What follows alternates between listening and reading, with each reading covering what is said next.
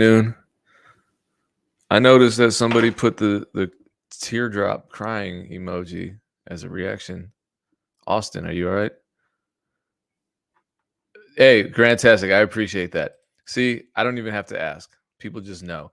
Also, I had a long conversation with my cat about her recent howling during my streams. So let's see if she upholds her end of the agreement. I'm excited for today. It's part 3. Rarely do we make it to trio status, but we're talking about Kloudnine here, so come on, it's a given. Let me bring him on, and we're gonna jump right into it. I know people in the chat are ready for this conversation. Good afternoon. Yo, hey, can you hear me, Payne?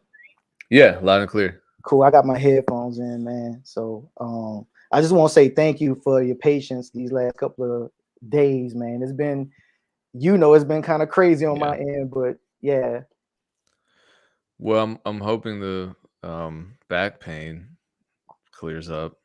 I Yeah. definitely I've given myself whiplash before like an idiot, so I know how that feels. Yeah. And that sounded weird. It was from working out. It wasn't just like I was just headbanging like crazy in a dark room or anything like that. Anyway, let's jump right into Cloud9. Uh, First of all, you're on this journey. You're on the journey, Mhm. and it's amazing to watch you share it all the time. You're one of the most transparent producers, I think, in the space. I But appreciate what? that. Yeah, well, here's some appreciation right back because as you're building up your own brand and as you're creating your dream life, essentially, why are you taking so much time to share that journey and share all of this free advice with the producer community? What's making you do that? Well, the main reason is because back when I first started, they didn't have none of this stuff. You know what I'm saying? Like I used to have to go to the library to get all this information. Like back in the day, I remember I was selling beats on MySpace when MySpace was a thing. And I just always wish that they had some type of platform or something or someone that could kind of like guide me along or just give like tips and stuff like that. And because the industry has evolved so much, I feel like people should know that they're not alone in this journey and that there's other producers that's doing it.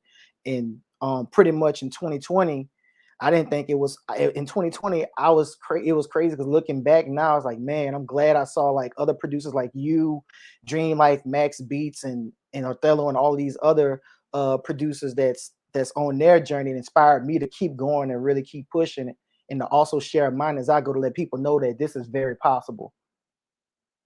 So you've been doing it since the MySpace days.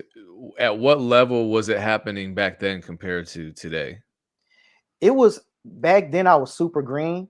I really had no idea how things work. I didn't know what trackouts was or exclusive rights was. It was kind of like trial by fire. So I was just learning how to really make beats, communicate and sell beats because I didn't even know how to do all of that stuff. So it was crazy back then. But I'm glad I experienced all that stuff because it really made me better over time and doing what I'm doing now.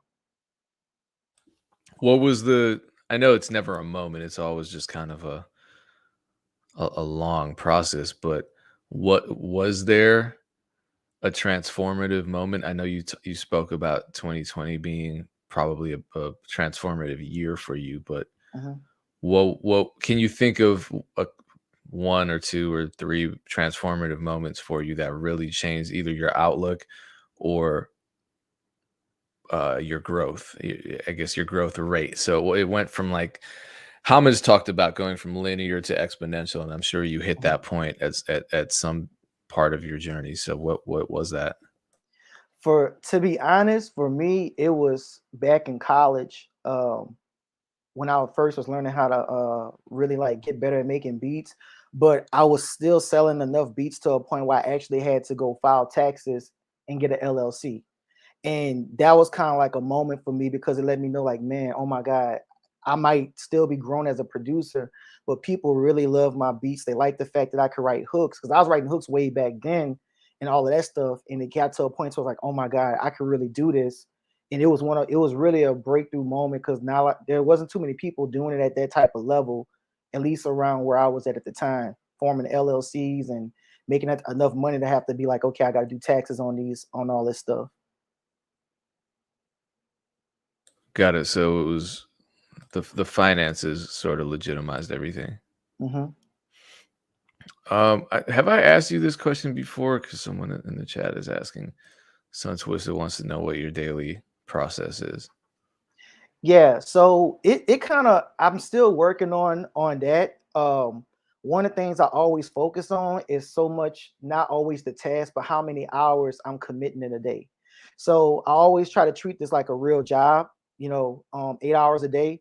So I'm making sure that I put in at least 8 hours a day. I'll take my lunch, I'll go outside, which I'm probably gonna do a lot more now. I'll go outside and walk around a little bit and come back to what the process is. But it just depends because sometimes I'm working on syncs. Sometimes I'm submitting stuff for like placements and stuff like that, or I'm just doing a lot of administrative stuff. And I think that's one thing that a lot of people don't realize. When you own a business, there's a lot of administration stuff that you need to take care of. But because you know how to do it, it's gonna make you a whole better business person all around when you're dealing not just with like artists, but when you're dealing like with major brands and stuff like that or sync and stuff, you know how to carry yourself. Oh, now they're putting me on the spot. My process. I'll say the same thing. Gosh, one, I make lists, so I have a list right here. It's double sided because it's long as hell, and I try to put my priorities on the list and just check things off, especially things that I have a tendency to delay for whatever reason because maybe it's just too tedious or it's Mhm. and by tedious it's usually like something that's going to take me 5-10 minutes most. Do you ever get like that where it's like something so Yes. small, like submitting an ACH form and you're like, my brain just doesn't want to do that because that doesn't feel creative, so I'm going to push that to the side and I'm going to focus on this. Someone wants a custom beat, I'm going to focus on that because that's more fun even though it Right. takes way longer. Yeah. Yeah. Gotcha. So I do that, and then in terms of my daily routine, morning is gratitude, and I'm doing a bunch of like metaphysical stuff, and then like physical health stuff. So 100 push-ups, drink I my lemon ginger turmeric concoction, um, I exercise for real, and then it's like, for me too. Tell me if this is how it is with you. Like, I have my list, mhm. but the X factor is the inbox. You check Yeah. your email and anything can happen. Anything could be in that inbox waiting Yes. for me. Yes. Yes. That's one of the things I do in the morning. That's one of my morning processes. Like get up, do a little bit of stretching and stuff like that, and then I'll go check my inbox to kind of see what the daily is. But I think for any producer that's just starting out, or a producer that's working that has a full time job or a part time job, and that wants to become a full time producer, this is what I used to do before I became full time. Y'all make a list, write down what's mandatory, right? Write down what's mandatory. Checking your inbox, taking care of your health, learning new techniques, learning the business, and making beats. Like, just set up what is mandatory to you, and then from there you could work around your hours with it. Because when I was working full-time in radio, I would make sure that I did like maybe 5 to 6 or 6 to 5 is an hour of workout, or maybe an hour of just resting and then workout, and then probably like maybe from 7 to 10, or maybe from 8 to 11 or 8 to 12, I would just work on beats and business and stuff like that. And and then the next day I might take a break. It just depends. So I would say focus on what's mandatory and make sure you work around your hours with that, and just set a schedule to yourself every week. That's what I always made sure that I did 10 at least 10 to 15 or maybe 20 hours in a 7 day period. So that way I knew I committed, 20 hours a week, 4 weeks in a month, maybe that's 4 times 20, that's 80 hours you committed to yourself. Yeah, I think that's key what Real Dean Music is saying, and I think that's what the two of us are living also. I mean, for me, going from full-time grad school plus 3 jobs to quitting everything and going all the way into music. It was like I was used to living a very busy life with very little social contact Mhm. and a lot of daily task completion. So every job that I went to, there was a very specific task. And you worked in radio. It was the same thing. You walk into a Mhm. job, and this applies to damn near any job, unless you have some amazing job that we don't know about. If so, please share. But where you walk in and somebody, unless you're the boss bitch CEO, whatever the fuck, you walk in and someone is telling you this is what needs to be completed, and Right. either you delegate or you do it all yourself. So same thing with us. I think a lot of producers get hung up on the freedom that Mm. Yes. being self-directed offers, and then that freedom starts to become slackness. Is Yes. that a real word? It starts to become it starts to trick you into thinking you have nothing to do. And so the task is to really take the role of the person to delegate to yourself and self direct and make And those lists. I think writing stuff helps a ton. yeah, yeah, writing down your list. Also another thing I used to always tell myself is that, when I became full time, if I would ever just feel like I'm being lazy, I would literally think about um not towards the beginning of when I worked in radio, but towards the end, how things were. And I always said I'm not going back to that. And when you go through some traumatizing stuff or some toxic stuff that affected you mentally and physically and health wise too, when you start thinking about how things were and you're a full-time producer now, start thinking about that. And I promise you, you're gonna get up because you don't want to go back to that. You know what I'm saying? So I still do that to this day. Like if I'm feeling lazy, I will remember some of the stuff I was going through. I'm like, I'm not going back to that. And that sometimes just that alone is enough motivation for me to get up and do what I need to do to push through on my journey. I want to pick up on that whole, being motivated, but on the opposite side of the spectrum. So Mhm. something more positive, because the elephant in the room, um, you just paid off your mother's mortgage.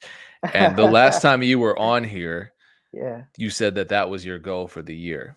Hmm. And you just did it. So first and foremost, how does that feel? Man, like incredible. I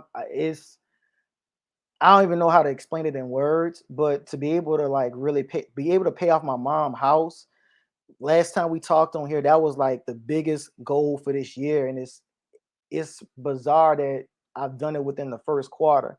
And it's a blessing, man. It really is. Like when you're a positive person and you keep a positive attitude and you speak things into existence, I'm really about that, speaking things into existence. That's why I said that last time in the chat with you, is because when you do these things, it just builds a kingdom of positivity, right?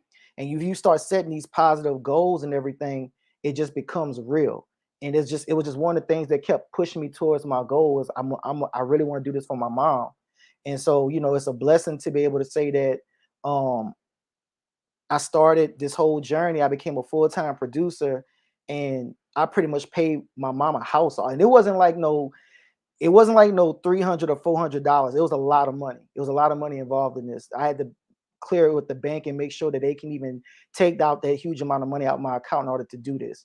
So I'm just very blessed to be able to do that. And man, I appreciate, everyone that just supported me and everything. I'm very appreciative of stuff.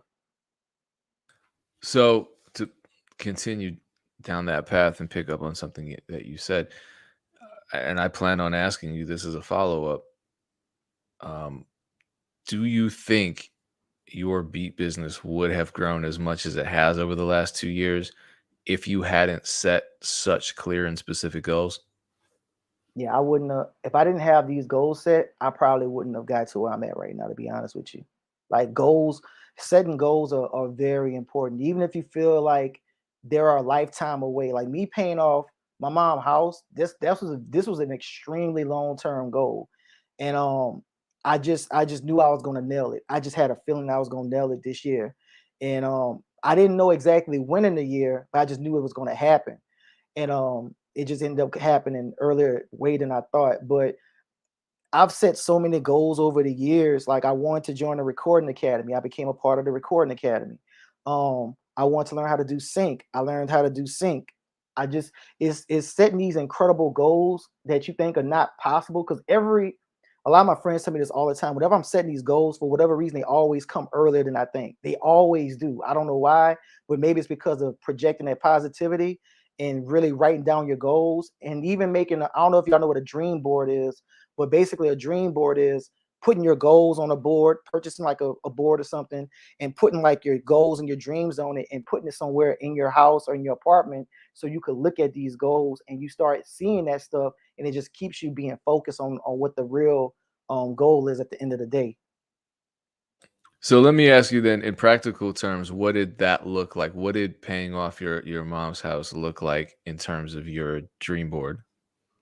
It was very high on the list. Like the one of the things was I wanted to become a full-time music producer. That was one of the highest things because I knew once I got to being that, I could probably make enough revenue to probably pay off my mom's house once I got kind of like solidified as a full-time music producer. And before I became a full-time music producer, it was knowing the business and things like that on my dream board, like knowing how syncs work, learning from other producers and just studying the craft, you know what I'm saying? And then evolving it and innovating it to make it work for me.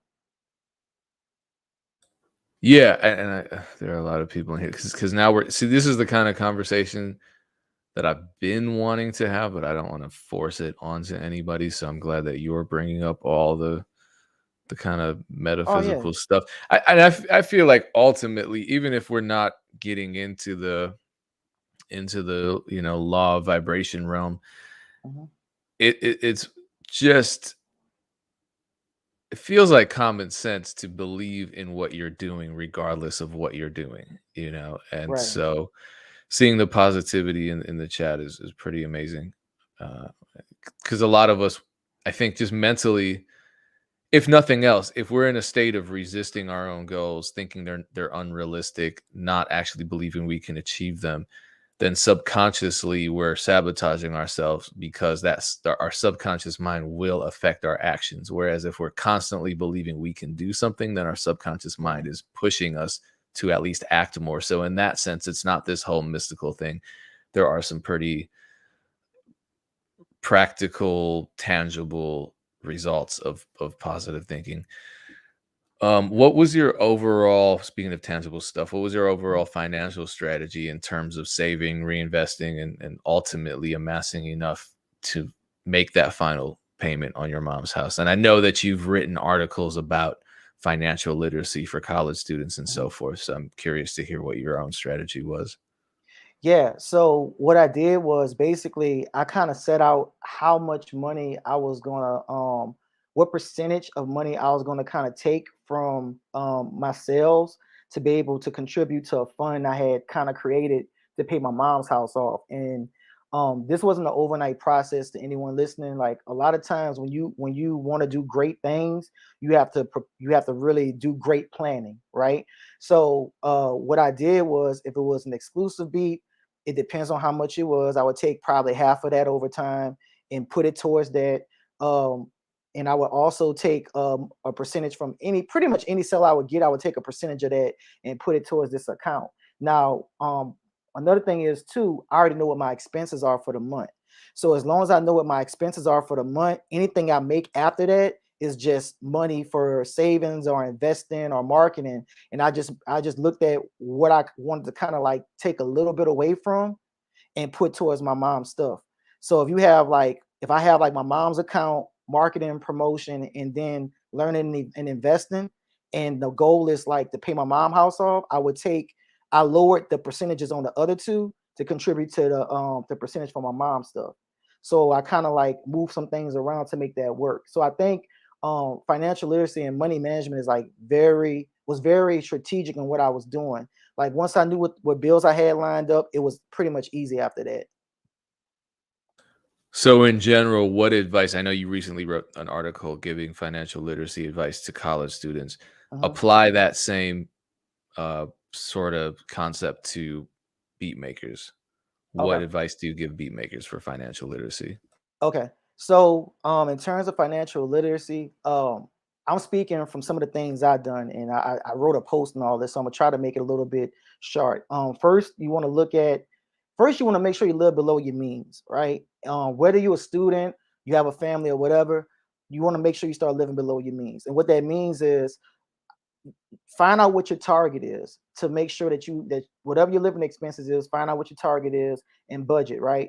So in order to do that, maybe you have to sacrifice a few things, right? So before I became full-time, I had cable and all of that stuff, and that stuff was like $100.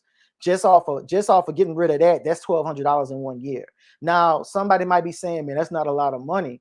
But once you start cutting certain things at the end of the year, I literally wrote a post on this. Like I did this and I cut like 44,000 or something like that. Excuse me. But look at how much your expenses are. Figure out how you can cut that. And then from there, you take that money and you use that to whatever goal that you're trying to get to. And that's what I did to become a full-time producer. At one point I had a roommate, right? At one I cut cable. I would still go out every now and then, but I started bringing my lunch to work, right? Because I was spending like $10 to $20 just on lunch when I was working at the radio station. That was insane. Think about doing that 5 days a week. Five times rounded off to 25 times $20. That's $100 every week. That's a lot of money. So think about living below your means. Learn how to cook at home instead of ordering out. And these things really help. And once you start seeing like that money starting to accumulate that you're saving, it just you start realizing like this really does work. Yeah, absolutely. We're gonna get further in depth on financial literacy when you come back Yeah. with memory, because I think you and him were saying very similar things. So I'm looking forward to that. Me too, man. Me too. So let's shift gears. Let's talk about uh BeatStars Beat ID. It's which I still have yet to use. I need to though. You're inspiring me. So you're one of the earliest users of. See, we talked about this, and now you're doing it, aren't you? You're doing it, aren't you? You get one meow. That's it. Like she's threatened by me. You're one of the earliest users of Beat ID. Mhm. You used Beat ID and apparently found a whole bunch of people using your beats, including commercials for Beats by Dre, Yeah. Nike, Yes. Adidas, Puma, and the artist Normani. Normani, I don't know how to Normani. say it. You can Normani. add How could Jose Cuervo. good I lord, found I found a bunch of stuff. There's a YouTuber that I was working with, and I totally forgot baby? about him. And he has like over like 1 million subs on YouTube. So but it's a lot of stuff. Like I'm still going through it because I have 900, I think 928 copies for one, which is the one I'm working on right now. And then the other one I just finished up on was like maybe like 100 plus something copies on it. So, and I plan on making videos. I just been kind of busy working on a few things in the background with stuff. So how could this happen? Are they just stealing your beats without paying you the sync fees? What is it? No, so what happens is sometimes like way back in the day, I was working with a sync library and I got paid for everything, but the unfortunately is depending on like, well, things have changed now, but back then you didn't there was like client exclusivity, meaning that I wouldn't always see what was made with the product at the end of it, right? So I had a feeling that if I put these beats in the beat ID, I would be able to see all the stuff that was done with my beats. Because I still got people that go to BeatStars that buy my beats and use them for podcasts. Like I legit have like people outside or artists that buy my beats on BeatStars. And sometimes, I might reach out to them and they may not say anything, and understand that sometimes people just want to buy beats and go about their way, and I totally get that. So with Beat ID, it was able to let me see these different projects using my music, and not only that, it allowed me to get in contact with some of these videographers that did the actual video work on all of this stuff, right? So now I'm building relationships with them. Yesterday I saw that the mayor of Baltimore, by using Beat ID, had used my music in one of his Instagram videos. Yeah, I So saw it's that. You posted it, you shared it on your Instagram, right? yeah, yeah. Yeah. So it's like I recently had like a nonprofit buy a bunch of beats from me. So it's like you just never know where your stuff is gonna go. And sometimes, unfortunately, it's not someone always stealing your beat. It just depends on certain situations. Like I have a lot of people that buy beats from me they may not always contact me back until I see an ASCAP check and I'm like, oh, who is this person? I got an ASCAP check from them. Let me go check it out. So that's just the nature of the beast. But I've had more beats that was purchased from me or went through sync more than people that stole beats from me. I can honestly say that. I found like maybe like one or two out of 100 something. But I know for a fact all the people that pretty much got those tracks, they ended up licensing them through a sync library on my BeatStars because I could just go and check my receipts after that. Okay, so this actually helped you gain more clients because you're Yes, now connecting more directly with the people that are already using your yes, beats. yeah. I think with Beat ID too, I know a lot of people may look at it or make videos like, yeah, I found this person that stole my beats, or yeah, I found this person that did that. And like that's cool and all, but what's next? You know what I'm saying? Just to say someone stole your beat, okay, well, let's have a tough conversation then.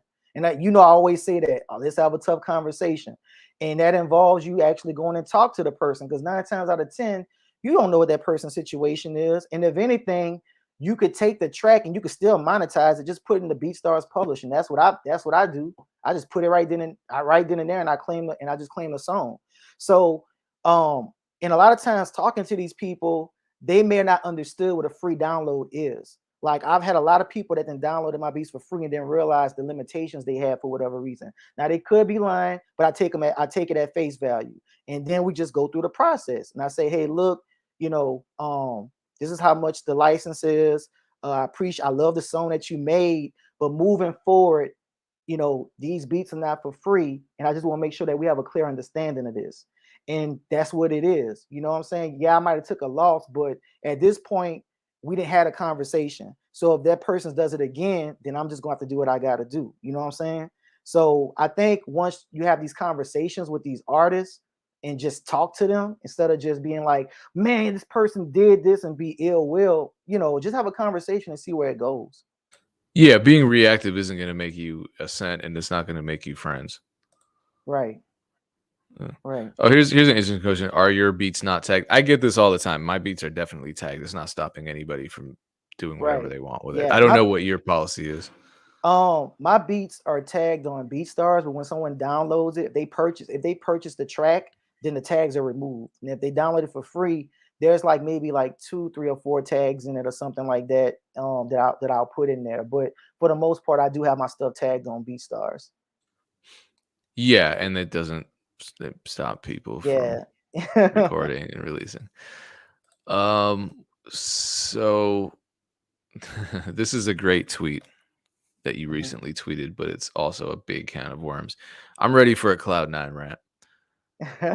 This is from earlier this month. You write, business owners get so caught up in getting sales, sometimes they forget they're already getting the most precious thing out of someone off rip. Time. You can't Yes. get that shit back. You don't like people wasting your time, so don't waste theirs. What inspired this tweet? I co-signed it 100%, but what Mm. inspired it? So I just be thinking, man. I'll kind of read some stuff, or I have something happen to me, and I think every now and then I'll see producers on my Twitter timeline, not calling out nobody names, but just random people, just random artists, just anyone in general. And there sometimes they'll complain like they haven't made no money, they haven't made no sales and stuff like that. And I get that, I understand it. I was there too. But if you have someone that is looking at your stuff, think about they're at least taking time to listen to your beats, right? If someone downloads your beat for free, they took time to do that. So that's like when you really think about it, it's like the first indication of a possible sale when you think about it, right? If you go into a store, you spending time, even though you're looking at these free samples, you spending time on that. You giving someone is giving time to this. So I think, and especially for me, any producer watching this, is not always about money. It's about your time. And the reason why is you can always make money. You can't get time back. Once you're done, you're done. Right. And so for me, I've been on this whole legacy thing. Like I grew up thinking like this. I always think about like legacy, right? Like I'm building up all these revenue streams and I'm doing that for a reason. You know what I'm saying? God forbid, knock on wood, something happens to me, your royalties don't stop coming in. It got to go to somebody, or you just gonna go to the black box. Pain, I know you understand that, or whatever. So it's important to understand like time is valuable. So if someone's taking time to do these things, don't always think about terms of money. Think about in terms of someone is giving you their time, right? And that's very powerful. And like I said, you don't, and I get it, you don't like your time. And the reason, another thing you could say, well, you just said you don't like your time to be wasted. They're kind of wasting your time downloading beats for free. Well, I've had people download my beats for free and come back and buy them. I've had people play beats 2 months, but I had a conversation with them. We had some time and they came back and bought the beats. That might not always happen, but you know, time is a powerful thing. And I just want people to be mindful of that. This whole conversation we didn't have today, think about it. It revolved around time. We talked about my schedule, DJ Payne's schedule, me making long-term goals with my mom. I'm always thinking in terms of time. Money comes in second, but time is always more important to me because I look at that in terms of equaling what my output is financially and growth wise too.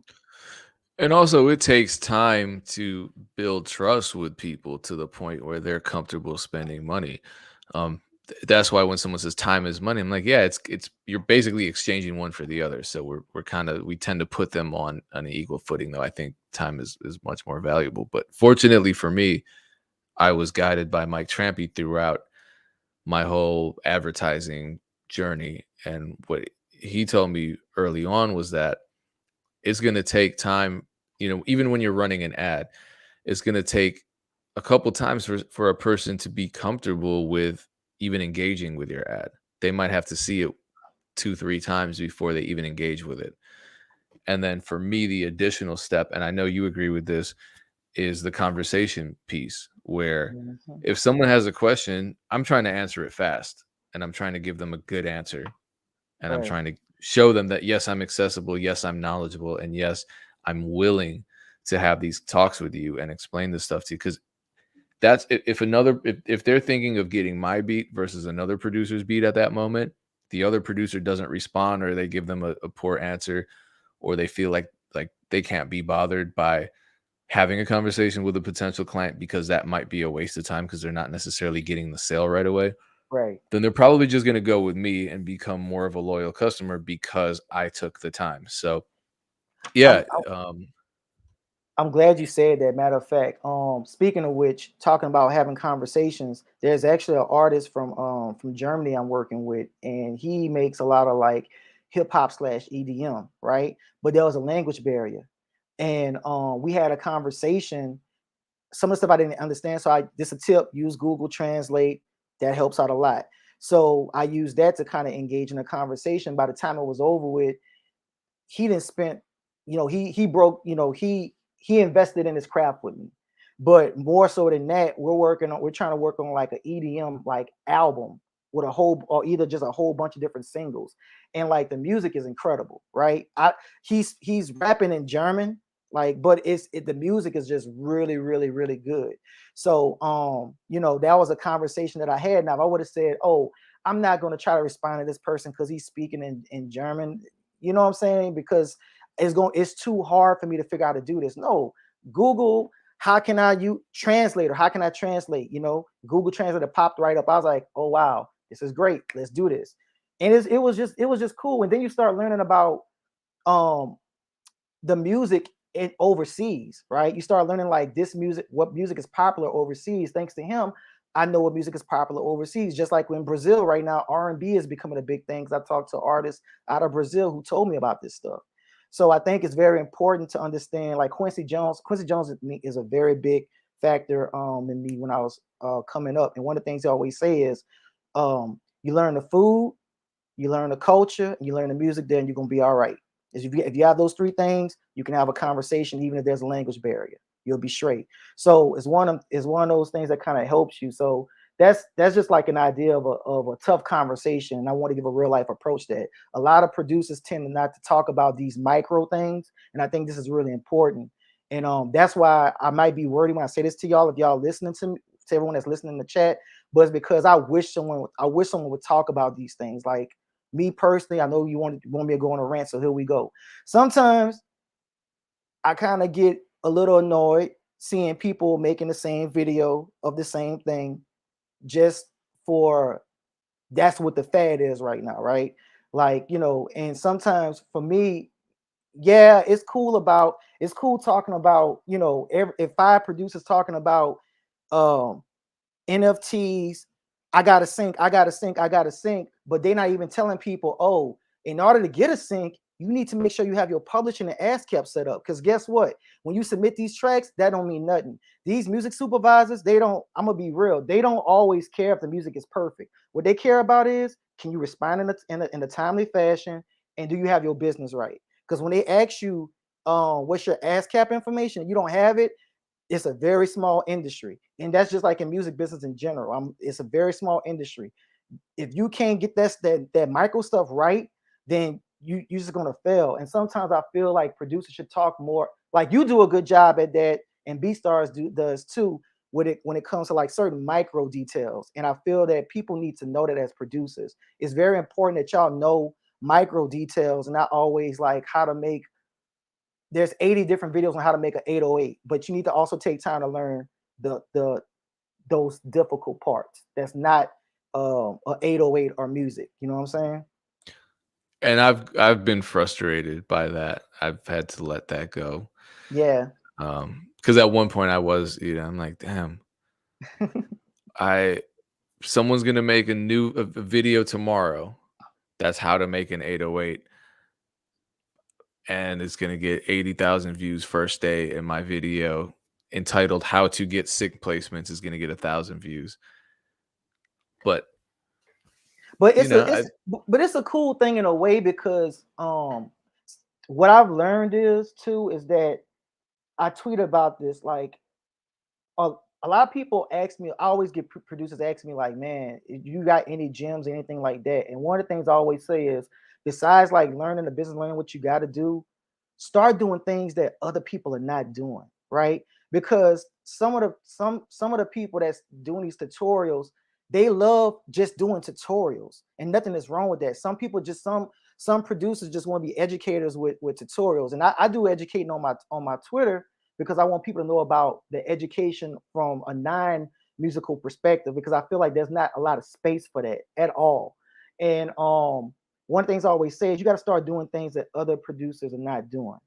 And an example of that is not too many producers have a LinkedIn. Did y'all know that there's a bunch of music supervisors and record label A&Rs on LinkedIn? Do you know how to have a professional LinkedIn profile? I have one. I've made some relationships through that. So, you know, and it's my real name is Jason Aro. You know what I'm saying? Or you can have Kloudnine, or you can do however you want, but you got to start thinking outside the box. And that was one of the things that when I've talked to like Payne or Wishmaster or Max, or even Othello, one of the things that one thing I always did was I took the stuff that was taught or told to me, and I figured out, okay, how can I innovate this for myself? What could I do that's like different? You know what I'm saying? Like I tweet about this too. Every producer, I know a lot of people praise Kanye West, right? And that's cool. But as producers, let's try to start thinking like the people you look up to. Start thinking about innovation. How can you compete? Because I used to always think about that. Like prime example, I used to make a hip hop beat and like, man, DJ Payne one make soulful Rick Ross beats. Okay, well, I want to make a Rick Ross beat. Well, let me make a soulful Rick Ross beat with trap drums, right? So it's not like I'm interfering with Payne. I'm giving people an alternative. And that's one thing you need to think about with business. Like if an artist is already buying DJ Payne one beats, right? How can I complement this person's album? Right? If he got like soulful hip hop, maybe I could do like some soulful trap drums. Maybe I could do maybe some neo soul with trap drums, something just a tweak or something different to complement or get an alternative. And that's how I always think when I'm thinking outside the box. Like I have people that buy beats from me, that buy beats from Payne, Max Beats, and a lot of other people, right? So that tells me, one, I'm doing a good job at offering an alternative product that also complements whatever the album or project that they're working on. So that's just me giving some tips to y'all. Like start innovating, think outside the box. If you look up to people, start thinking about how you can be a little bit more innovative than the person that you're looking up to sometimes. So this gentleman posted a couple times, and I want your response to this because the first one was, are producers actually making money off of selling beats, or are they faking? Ooh, And I'm I so know you're curious to good hear at myth busting, and my whole thing is, before you rant, because I saw the hand rub. Go ahead, do your rant.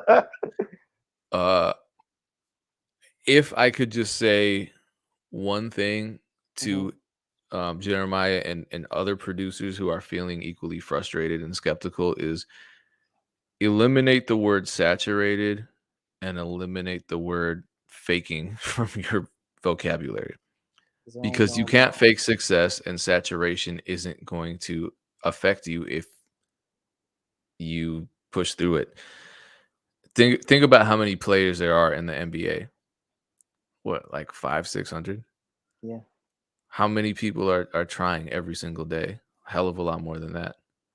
You're not just going to stop playing basketball because the NBA is saturated. So, in terms of us fighting, we're not competing, we're not for space in the producer community. We have a much greater likelihood of succeeding than athletes do. Yes. Much, much greater. And athletes, every day, someone, you know, tens of thousands, millions of people are involved in athletics. We have more options because, as you said, there are producers who are just doing syncs. There Hmm. are producers who are just getting placements. There are producers who are just doing tutorials. There are producers who are just selling beats online. There are producers who are just doing TikTok. There are producers who are just doing lo-fi. There are producers who are just working with independent artists. And then there are producers, I think, like you and I, who do all of it. Hmm. So there are endless options. I think the concept of saturation is just something that's going to hold you back. It's not going to help you compete. I think a lot of producers think that if they take a more competitive approach, that they're going to win. I think to an extent being competitive can be healthy, but a lot of times what it does is it just creates this false sense of resistance when really there isn't any. It's whatever we put in front of ourselves that we have to overcome. If we put nothing in front of ourselves, we're just moving forward on the process and having a good time. um, but I'm curious to hear what your take is on this. Yeah. First of all, I want to say, Jeremiah, that was a fantastic question. That was I'm glad that you brought that up because that was a question that needs to be brought up. And I'm gonna let you know right now, full transparency. All of my sales comes from BeatStar sales and Sync, but I have more BeatStar sales frequently than Sync. I don't have no type of beat selling guides. My YouTube channel, everyone, if you may, this may be your first time knowing me, but in case you, if it is, I have a YouTube channel that I don't even like use. I've been selling beats for 10 plus years. If you go to my YouTube channel, it's everywhere. I never relied on YouTube ever. That's just my personal preference. I do advise everyone to upload stuff everywhere. So I'm to give more insight on this, to let you know that this is hopeful. When I started out in 2020, I was still working a full-time job. I got laid off from my job. I had people pass away during and within the same month. I attended a BeatStars summit. I wasn't making a lot of money selling beats. I literally watched every video and hit up every single person. I mean, every single person. It was, some of them wasn't even producers. And I just asked, like, I let them know. I didn't tell my situation because they don't need to know all of that stuff because I ain't trying to rain on no one's parade, right? But I asked them, what's a really good piece of advice that you can give me? And I was very specific to whatever the conversation was. It wasn't like, oh, how can I sell beats, right? It was more of what artwork have you seen works well for you, right? Or what colors, I went to your pro page. Why did you choose those colors, right? I see that you do Instagram advertising. Why did you pick Instagram advertising? I asked very specific questions. And from there, I was able to kind of like set up some things, right? And I created that plan. And one of the things that I was told was I really was horrible at not posting my stuff everywhere. And that was a hard talk, but it was the truth. For 90 days, I uploaded my beats everywhere. This was all in 2020. I started making a lot more money from doing that. Now, I wouldn't advise someone uploading to like 5 or 6 different platforms every single day for past 90 days, but I did that so I could build up SEO. And what that is when people go search online and they see if someone type in trap type beat, you might see SoundCloud links, you might see YouTube links, you might see BeatStars links. But if you don't have a SoundCloud or YouTube or nothing like that, well, guess what? I'm gonna show up, right? Other people are gonna show up. And it's one of those things where like you got to get into the game. If you want, you got to get into the game. And like it's not always about competing, but it's about, understanding that this is actually possible. Um, what can I learn that these people have done? Because I started at zero just like everyone else. Dilly got it bumping. Just Payne shared a video with Dilly got it bumping, how he went to zero to like $3,000, $10,000 a month, right? I I'm cannot making wait for that interview because he oh that's actually made $1 million off BeatStars.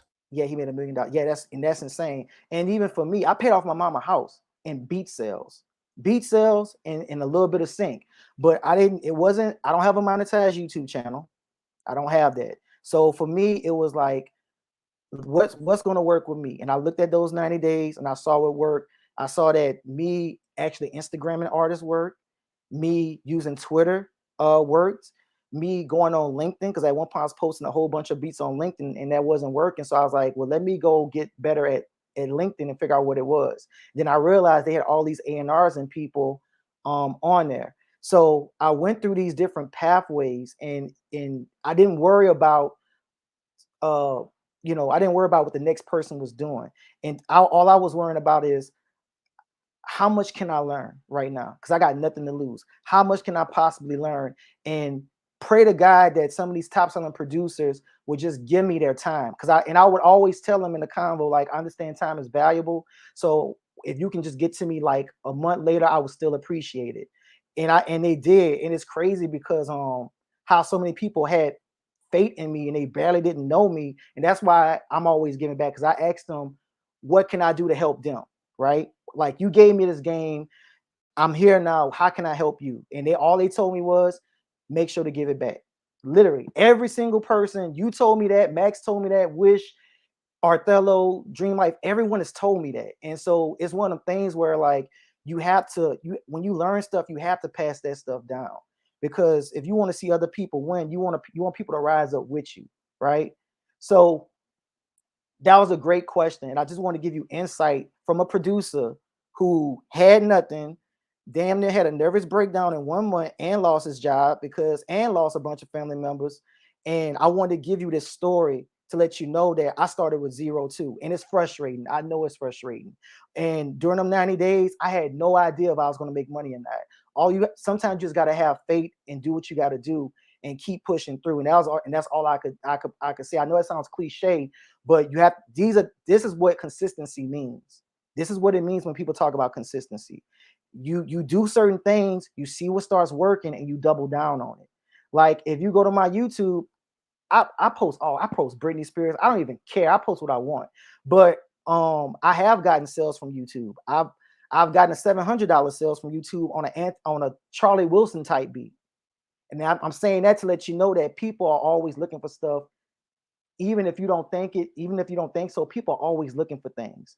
So for you, just keep learning, put your stuff up everywhere. And I know that sounds cliche, but put it up everywhere. It's going to work to some degree, and you're going to start showing up. And that's how you kind of like, and don't worry about competition or fake views. Because a lot of times, Mike Trampy has proved this. There's people with 1 million YouTube views with tight beats that don't get $1 million. And that's a fact. That's a fact. You can go look at this stuff yourself. Some of the top beats on BeatStars are not even on YouTube. And I just know that from my own research. I do a lot of research. So, and that's what Payne was talking about, busting myths. I know this was long-winded, but I've been where you are, Jeremiah, and I really want to give full transparency, because I think sometimes as producers, we are always focused on the now, but we never talk about the past. And I'm always, I'm always more focused on the past, because the journey is what I learn from. People learn from mistakes. So Yeah. sorry for No, being so that's long-winded. perfect timing for this question, which is how can you be positive about consistently failing? And what you just said, I mean, mistakes.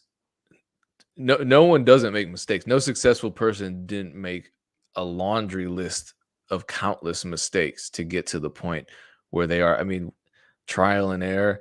What is a lesson? A lesson is a mistake. What is learning? Mhm. Learning is acknowledging that you're ignorant and then filling in that blank space.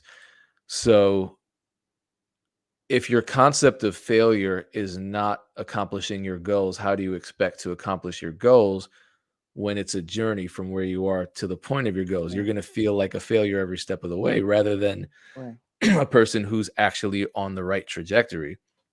So I And think it's a mental. We're talking a lot about my state of mind, but mhm. I really think it's just complete for that question specifically. Yeah, if my goal is to walk to the end of my studio space, right?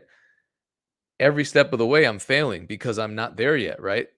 Unless I change the way I perceive my journey, which is every step of the way I'm making progress. And then once I get to the end, that's not success because I have another goal. That's not the end of it all. So I'm going to celebrate that. I'm going to celebrate each step of the way. I'm going to celebrate when I get there. Um, Me and my damn metaphors. I want to jump into this because we only have a few minutes left, and a million Mhm. people have asked this question about syncs. And I had a question about syncs for Okay. you ever since you got the Gatorade sync. So Mhm. rather than me asking you specifically about how you got the Gatorade sync, I just want to ask in Mhm. general, what has your sync placement been like? I'm sure you have a story. It's it's been quite a journey. I'm learning that is very relationship and humanistic base. What I mean by that is I don't just if you see a music supervisor, look at what they're currently working on. Just don't send stuff just to send it. There's like 10 music supervisors that I've seen on Twitter like randomly, and some of them were looking for like country music or and stuff like that. So I don't submit to nothing like that, but I do congratulate them on being a music supervisor in their recent um whatever their goal was, and I congratulate them just so they know who I am or whatever. But I think like the best approach of doing this is if you see a music supervisor on Instagram or Twitter or LinkedIn, look at what they're currently working on, see if what you have matches up with it, and then you start the conversation, because from there you know exactly what they're looking for and you have something to fulfill that. And I also understand too why I used to wonder why not too many people reveal like who they have relationships with or exactly what it is, but now I understand that there's paperwork involved where you can't really say how much you got paid or stuff like that. Um, which is why I never really talk about how much I got paid on certain things, but it usually ranges in a high a very lucrative amount of money. So, but I honestly could say that uh, it what the last person was talking about with trial and error, if I wouldn't have failed a few times, I wouldn't have known these things. Like I've had a bad situation happen with a music supervisor, and then I apologized and said, "Well, how can I be? What should I've done? What should I have done better?" I would really appreciate that feedback if you can help give that feedback. And they replied back and they told me what I did wrong. And from there, it really helped me. And they gave me a whole template, like how to introduce myself, let them know that I own the full track. Nothing, there's no samples of the songs used, and below is my contact and ASCAP information. So that kind of answers everything. And that's a gem right there too. Um, so that's what I've learned so far in my sync journey. Be very personable. be as humanistic. I'm still learning how to be a better communicator, and I worked in radio for 10 plus years.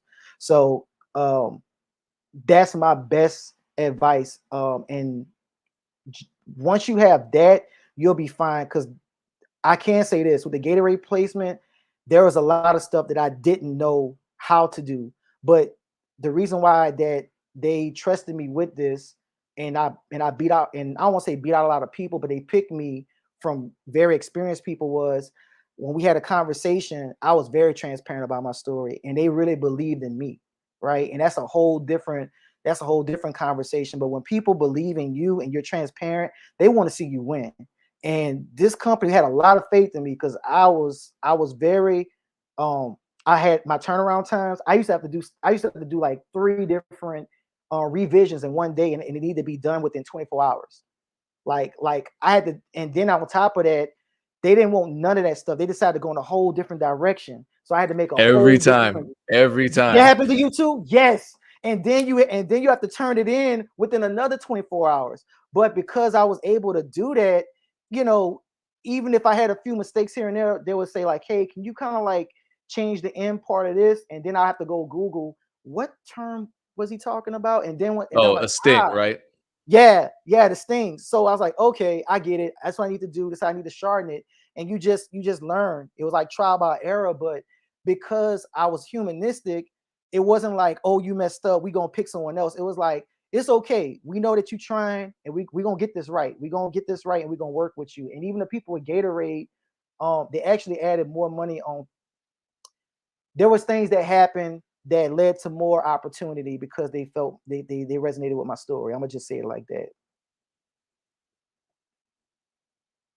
Okay, so this is a good question too then, Mhm. because a lot of people, and there are, like, sync platforms, kinda like boutique Mhm. sync services out there. I personally haven't had luck with any of them. Have you had luck using them? I To be honest, I've had more luck with actually just reaching out to different music supervisors, and sometimes they don't respond back until like 6 months or a year later, and that's because they're really really busy. But a platform, am I allowed to say other platforms on here? Paying. Yeah, I don't have any Okay. censorship All rules. right. Okay. So, Song Trader is a pretty good one. If you're just trying to understand how like sync and stuff works, Song Trader is a really good platform to kind of check out, to kind of understand like how what's needed for music, right?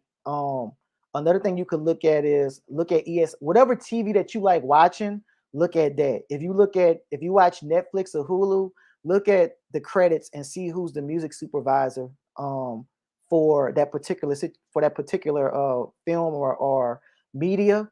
And then you can, more likely they have a LinkedIn, Instagram, or Twitter, and you can probably reach out to them once you've done your homework. And I've learned that that's actually helped a lot more than sync houses, which that's a whole nother story. I do know that there are sync houses that kind of do help, but you need to have some type of exclusivity with them, meaning that your track can only be on there and nowhere else. So it's not guaranteed that it's going to get put in TV and film, but it'll be there in case they want it. So that's, it's just kind of like the route you want to go. But that's just some of the tips that I like to give. But yeah, SongTrade is a pretty good platform to kind of just uh get a little bit of knowledge. And there's another one called Tune Edge, I believe. That's a pretty good one too. All right, so we're running out of time. I have a ton more questions. We're gonna have to. Oh Someone man, said we let's sure do a are. part Oh, we 7. sure are. Yeah. So I well, didn't even realize it. I didn't realize that time went fast. okay, so we're back pretty soon with memory, and then after that we'll do part 83 of Yeah. Cloud Nine. Yeah. Because I have, we could probably talk for another hour just based on the questions that I have. Yeah. Um, at Cloud9 Music is how people follow you on all platforms. Yes, at Cloud9 Music, cloud9music.com. If you want to get a little bit more of the insight inside of my brain, go to knm.world. If you go there, there's a contact form. There's my interviews, my beats. You can kind of get inside of my head a little bit, because I know a lot of producers kind of like to pick my brain, so I kind of like send them over there first, because there's a lot of the questions that you're probably asking. I probably answer them even better in the interviews I've done, Mm. or the features I've had on BeatStars. Yeah, and we'll continue having you on here. Appreciate everyone in the chat. Once again, I'll be back next week. Let me make sure I know who's going to be on here next week, because I have to make an announcement video right after this. So knowing that BeatStars is upset with me, but it's exciting. Every time it's exciting. You already know. Yeah. Next week we have it's me. So I'm gonna this is gonna be interesting. The title of that workshop is "If You Can Make Beats, You Can DJ." So I'm going to show Oh everybody wow. how to DJ. And I truly do believe that if you are even at a basic level a competent producer, you can learn how to DJ, at least on a basic level, at least mixing. So I'm going to get into that, and I hope you don't miss it. So next week, Thursday 3 p.m. Eastern Standard Time here, and then Monday Dame and Aaron are running their free MEC session at the same time, 3 p.m. Eastern Standard Time. So thank you all again. Kloudnine, appreciate you for always coming back and sharing the information. I Yeah. think you're the only producer that's has ever been on while also being booked for a future date at the same time. So That's pretty cool. yeah, Thank you you. hold that amazing distinction. All right. Peace everyone. Appreciate all of you, and I will talk to you next time. Have